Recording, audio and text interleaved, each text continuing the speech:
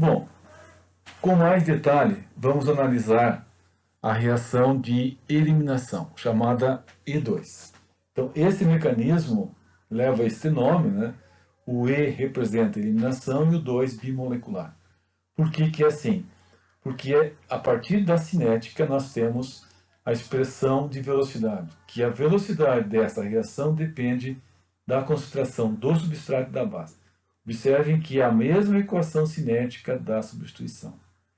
Então agora o nucleófilo, que é o conceito usado lá na substituição, agora ele atua como base. Então é uma espécie nucleofílica, sim, mas ela também tem um caráter básico. Por quê? Porque tem elétrons disponíveis. Então essa espécie básica remove o hidrogênio do carbono beta, forma-se uma carga parcial negativa nesse carbono, que simultaneamente começa a eliminar o grupo que sai, né, o leaving group, com a formação da ligação dupla. Né? Então esse mecanismo ele tem que ser consertado. Né? Por quê? Porque ele é bimolecular.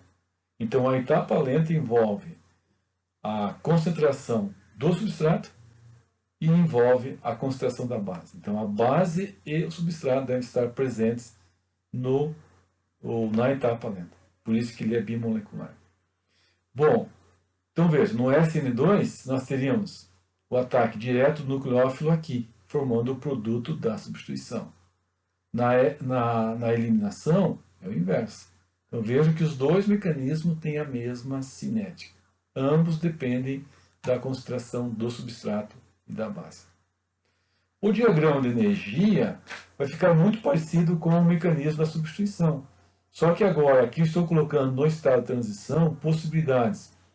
A espécie nucleofílica interage com o carbono alfa eliminando o X, então esse mecanismo é consertado, ou a base, como base, remove o hidrogênio, então é uma interação base-hidrogênio, a ligação CH se estende, enfraquece, começa a formar parcialmente a ligação dupla com a partir do X.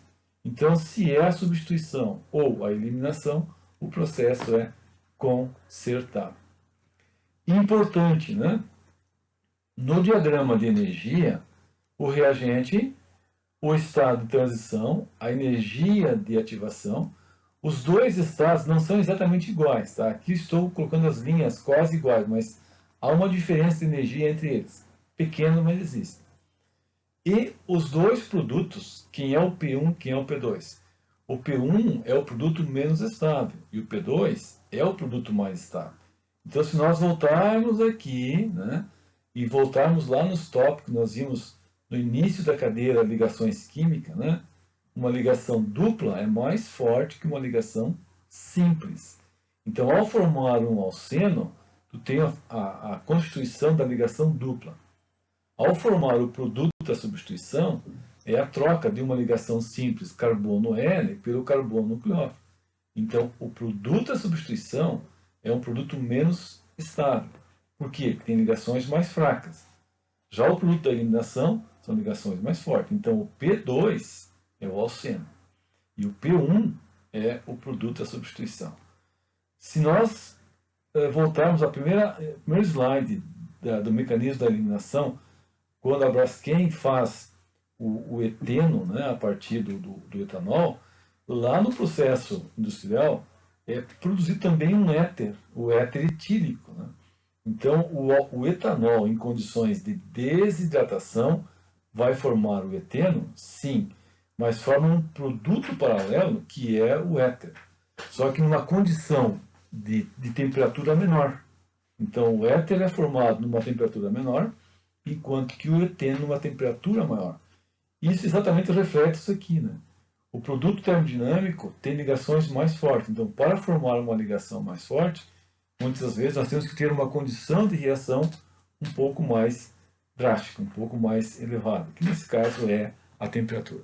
Então, o diagrama de energia para o mecanismo E2 ele tem muita semelhança com o SN2. Uma reação consertada, um estado de transição em que ligações são quebradas e são formadas de modo quase que sincrônico. Né? Então a base remove o hidrogênio, a ligação CH enfraquece, começa a formação de uma ligação dupla parcial, e a formação desta dupla parcial implica também a saída, né, do grupo X. Então, tudo ao mesmo tempo. BH, HC, C dupla C e CX. Como nós vemos isso na prática, né? Então, aqui está um exemplo de uma reação realizada por um ex-aluno meu de doutorado, o professor Eric, né? Em que ele queria produzir o composto 24, né? A partir de uma reação de substituição nucleofílica. Ao fazer a reação, ele obteve um espectro, né? se faz o espectro da amostra que sai da reação, e aí ele observou que nas regiões do espectro de Rn, entre 5 e 1,49, 5 e 7, 5 e 9, sinais no espectro que não correspondem ao composto desejado, que é o 24. Bom, que reação foi essa, né? O que ele queria fazer? Na verdade, ele tinha um brometo, né? E esse brometo reagia com um álcool em meio básico. É uma reação de substituição para formar o composto 24. Só que, ao mesmo tempo, o meio era básico. E aí, o que aconteceu? A base, né? Ela ataca o carbono beta, e esse carbono beta elimina o hidrogênio, e ao eliminar o hidrogênio forma uma ligação dupla e manda embora o bromo. Então, o alceno observado nesse espectro aqui, ele vem de uma reação lateral, de uma reação indesejada. Claro que ele teve majoritariamente o composto 24, mas como contaminante o composto 24'. Esse é um exemplo, né? Então, nós não desejávamos ter o alceno, mas ele é produzido. E se ele é produzido, nós temos que fazer o processo de purificação. Então, de início, tu tem um espectro com todos os sinais que você deseja ver, né, inerentes ao composto desejado, que é o 24, porém, junto com esses sinais aparecem outros indesejados. E esses dois sinais aqui referem-se, então, numa região expandida, né, referem-se ao alceno. O que é feito posteriormente? Um processo de purificação. Então, tem que remover isso. Então, aqui nós mostramos à direita o espectro do material puro, agora aqui nessa região que originalmente nós víamos os sinais, já não mais tem o sinal do contaminante. Então, esse é um exemplo clássico do que acontece no dia a dia, né? Quando se faz uma reação e ela tem um mecanismo, né, que cineticamente é idêntico a uma outra reação. Essa contaminação ela é inerente a essas reações. Bom, as reações de eliminação E2, né, elas também podem acontecer em substrato terciário, né? Então, dependendo da condição, mesmo substrato terciário no meio fortemente básico, a reação de eliminação acontece. E aí, a evidência mais forte é a expressão cinética de velocidade, né? Então, não tem jeito. Se a cinética diz que existe uma dependência da concentração do substrato e da base, então aqui ela é classicamente bimolecular, mesmo o substrato sendo terciário. Tá? Então, normalmente, o que nós temos agora como uma regrinha, né? O uso de bases fortes tende a promover a reação de eliminação. E aqui nós já podemos começar agora a separar, né, conjuntos de bases que favoreçam a eliminação ou que favoreçam a substituição. Isso quer dizer, você pode ter um controle da distribuição do produto de eliminação e de substituição pelo controle da força da base, né? Então, normalmente nós vamos usar hidroxilas como base ou os alcóxidos, que são os derivados dos álcoois, né? Então, as bases mais comuns para efetuarem a deshidroalogenação, que é a eliminação de HBr, né, é o hidróxido de sódio, o hidróxido de potássio, o metóxido de sódio, o etóxido de sódio e o tecbutóxido de potássio. Então, observem que todos aqui são bases fortes, extremamente fortes. Então, se você quer a produção exclusivamente do alceno, o que se recomenda? Que você aumente a força da base ou que você aumente a concentração da base, né? Então, soluções mais concentradas de bases mais volumosas, todas elas favorecem o produto da eliminação. Tá? Um outro ponto importante nas reações de eliminação é a discussão da estereoquímica, a formação de dois alcenos isoméricos E e Z. Nós vamos usar o termo E e Z aqui para descrever a relação espacial entre o alceno majoritário 41% e o minoritário 14%, a partir da reação de deshidrogenação do 2-bromo-penteno. O termo, o símbolo, no caso E e Z, é muito semelhante à regra que nós aplicamos RS, a regra CIP. Você estabelece uma prioridade no número atômico e se os átomos de maior prioridade estão em lados opostos, o prefixo correto é E. E no mesmo lado é Z. Pode-se usar aqui cis-trans, tá? Mas aconselha-se usar E e Z. Além dos dois alcenos isoméricos, também se forma um outro alceno isomérico, que é o 1-penteno. Entretanto, este 1-penteno não tem, aqui você não tem por que estabelecer seleção E e Z, porque os dois substituintes, os dois átomos de hidrogênio nesse carbono não são idênticos, né? Então, nós vamos discutir, primeiro a estereoquímica, a formação de um alceno E predominante sobre o Z, e depois, no outro slide, a formação do alceno 2 sobre o alceno 1. Então, a estereoquímica está posta aqui, e a explicação aqui se dá sempre com base nos arranjos que essas moléculas assumem, né, quando a reação acontece. Então, nós já vimos, né, que as moléculas elas têm extremos de arranjos mais estáveis e os menos estáveis. Então, para este exemplo, nós supomos um arranjo simperiplanar e um arranjo antiperiplanar. No arranjo antiperiplanar, que é o que de fato importa, né, nós vamos observar que o carbono que contém o bromo, ele está orientado atrás do carbono que tem os dois hidrogênios que poderão ser eliminados. Então, aqui estão circulados em azul e em vermelho os hidrogênios do carbono beta. Entretanto, as conformações de um e de outro são diferentes.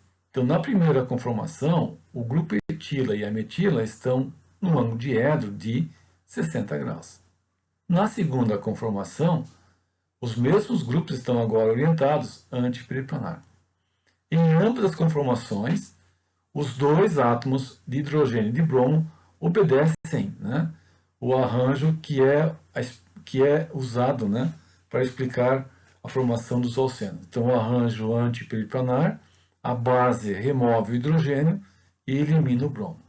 Então, o que foi feito aqui? Nós rotacionamos o carbono de trás, a metila desce e o bromo passa para a direita.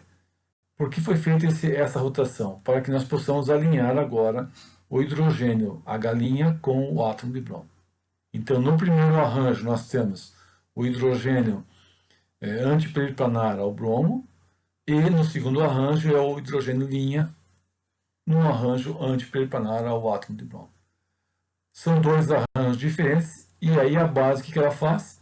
Ela remove o hidrogênio, seja ele em azul ou vermelho, a reação do H' forma a ligação dupla e expulsa o bromo. Então, quando se forma o alceno, que nós observamos que o grupo etil fica oposto à metila. E neste caso aqui, quando a base remove o hidrogênio em azul, forma-se a ligação dupla, sai o átomo de bromo, e, entretanto, os dois grupos etila e metila estarão no mesmo plano, serão coplanares, e do mesmo lado. Então, aqui do mesmo lado e aqui no lado oposto. Então, essa conformação aqui leva ao alceno e essa conformação leva ao alceno Z. Observe, então, que a estabilidade relativa das conformações tem importância, né, na proporção dos dois isômeros formados. Então, a conformação mais estável vai formar o alceno também mais estável. E a conformação mais instável irá formar o alceno em menor proporção, no caso mais instável. Então, as reações de eliminação elas acontecem as E2, né, elas acontecem exatamente desta forma, um arranjo antiperiplanar, e você dispõe a conformação mais estável, e a partir dela você atribui, né, você faz a inferência de que a partir dela se forma um oceano em maior quantidade. Essas reações de E2, elas, nesse caso aqui, ela é estéreo-seletiva, mas ela não é estéreo-específica. Né? Por quê? Porque se tu tem dois hidrogênios, então tu tem a formação majoritária de um sobre o outro, por isso que ela é estéreo-seletiva. Ou ainda, né, o carbono alfa, que contém o bromo, e o carbono beta, que contém os dois hidrogênios, né? Esse carbono beta tem dois hidrogênios e um deles leva ao oceano mais estável. Tá? Em algumas circunstâncias, nós podemos ter resultados mais impressionantes ainda. Né? Então, aqui embaixo nós temos um sistema, um substrato que tem a quiralidade definida nos reagentes 2S, 3S, 2S, 3R. O que acontece agora aqui? Observem que o carbono beta tem apenas um hidrogênio. Nesse exemplo de cima, o carbono beta tinha dois hidrogênios, por isso que ela é estéreo-seletiva.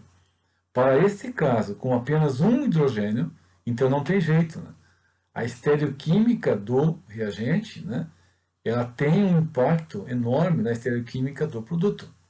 Então, para este caso aqui, nós teríamos, sim, uma reação estereoespecífica.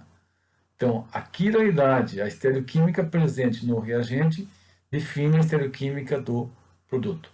Então, no exemplo dado, o composto de configuração SS produz exclusivamente o alceno E. Exclusivamente, por isso que é estereoespecífica.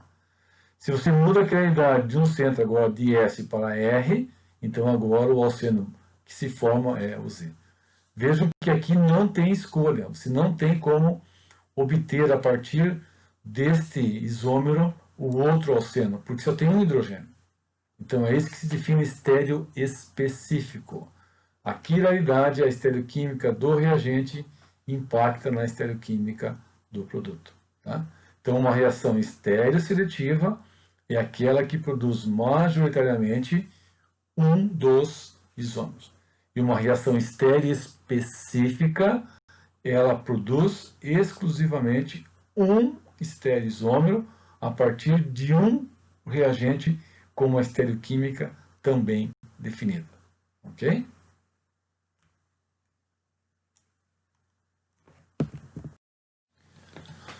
A discussão da estereoquímica das reações de eliminação, assim como nós vimos para as reações de substituição, ela fica mais bacana de ser analisada em sistemas cíclicos, né? Então, por exemplo, o brometo ciclic-zila, ele é, mesmo sendo uma molécula simples, sem nenhum centro de quiralidade, nós podemos discutir um pouquinho de que maneira a análise conformacional nos auxilia, desculpa, na elucidação do mecanismo. Então, nós sabemos que a conformação de maior estabilidade é aquela que tem o bromo na orientação equatorial. E a mais instável é o bromo axial. Porém, nós vamos observar de novo, né, a questão da estabilidade frente à reatividade. Então, é na conformação mais instável que nós enxergamos o arranjo antiperiplanar. Então, de novo, né, a reação se dá a partir da remoção desse hidrogênio beta, a formação da ligação dupla carbono-carbono e a expulsão do átomo de bromo, a partir de um arranjo antiperiplanar, e nesse caso aqui, um arranjo que tem o bromo na orientação axial. Eu volto com exemplos em decalinas, que nós vimos em exercícios, né? A decalina que tem o bromo em relação à junção do anel trans, esse bromo é trans em relação a este hidrogênio, né? E na fórmula, no outro isômero, o bromo aqui está do mesmo lado em relação ao hidrogênio.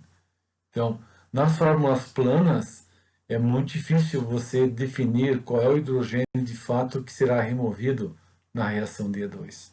Por isso que é importante você desenhar corretamente a conformação cadeira das moléculas. Então vejam que o primeiro exemplo dessa decalina, o que acontece? O bromo ele não encontra uma relação adequada de 180 graus com relação a algum átomo de hidrogênio vizinho a ele. Então esse carbono beta e esse carbono beta, você não tem hidrogênios posicionados apropriadamente. Então esse substrato, se reagir no modo de eliminação, provavelmente não será E2. Né? Já esse caso aqui, o que acontece? Nós temos dois hidrogênios que estão orientados num ângulo de Edo de 180 graus com relação ao bromo. Então, é muito claro isso, né? A importância de se desenhar corretamente as conformações e, a partir dela, fazer as inferências do ponto de vista de reatividade, estabilidade e assim por diante. Tá? Bom, se nós pegarmos agora cíclicos anos de substituídos, então, com o protótipo tec-butila na posição equatorial, né? E o átomo de bromo 1,4, o isômero cis e o isômero trans. Então, nós vamos verificar que entre os dois é o isômero cis que tem uma relação espacial antiperiplanar entre o bromo e o hidrogênio. Então, por essa razão aqui, nós teremos este sendo mais reativo do que o isômero trans. Né? Além do mais, neste exemplo aqui, você poderia até imaginar, né, um equilíbrio conformacional do isômero cis, em que ele reposiciona o grupo tec-butila axial e o bromo equatorial. E do isômero trans, você reposiciona os dois grupos, a tec-butila e o bromo, nas posições axiais. Por que esse equilíbrio? Para que o bromo fique orientado a 180 graus do hidrogênio. Entretanto, aqui tem uma questão energética que não favorece, né, a formação deste conformer aqui. No isômero cis, este é mais estável. Então, comparando, né, entre isômero cis e isômero trans, qual dos dois é o mais reativo frente à reação de eliminação? É o isômero cis. Então, aqui de novo nós vamos voltar ao tema, né, reatividade versus estabilidade. Analisar quem é o conformer mais estável e quem é o conformer mais reativo. Então, a partir desta análise, tu tem uma ideia mais precisa, né, da dependência, né, da reatividade frente à questão conformacional.